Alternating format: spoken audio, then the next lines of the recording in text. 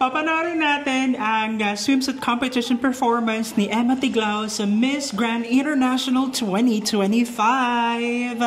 So currently ay si Miss Peru. Oh my gosh, I'm so excited for this. Sana ay manil niya, kumbaga mapako niya. Ayan na, ayan na. Miss Grand Philippines. Wow.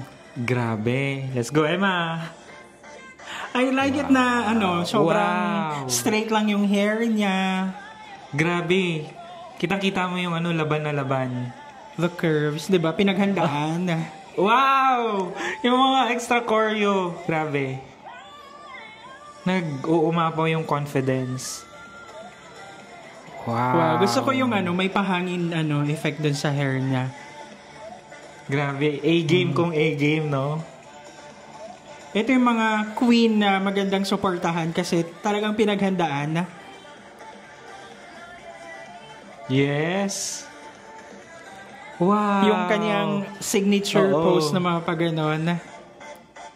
Ay, wow, may pasayaw. Ang dami niyang mga additional choreo na yes. It makes sense. And it has, synchronization kahit papano yung kanyang mga galaw, ganon.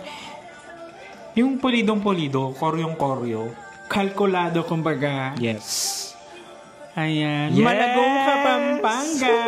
So, anong masabi mo dun sa kanyang performance, dun sa vibe?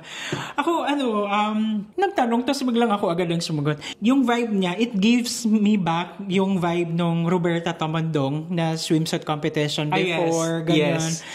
Parang, I was kinda expecting yung vibe nung Samantha Bernardo tsaka yung kay CJ Opiaza na sa taas ng building. Naalala mo yun? Grabe naman.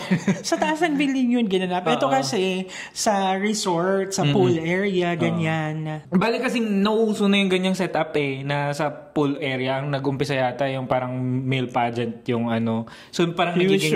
male pageant? Hindi naman nag-umpisa pero parang naging trend na siya. Sa poolside yung ginagawang swimsuit competition. Gusto ko lang din doon is yung kulay. It's very made for the Philippines, the blue and the red one. Wow, yes. Wow. So let's manifest that. Kayo guys, ano sa tingin nyo?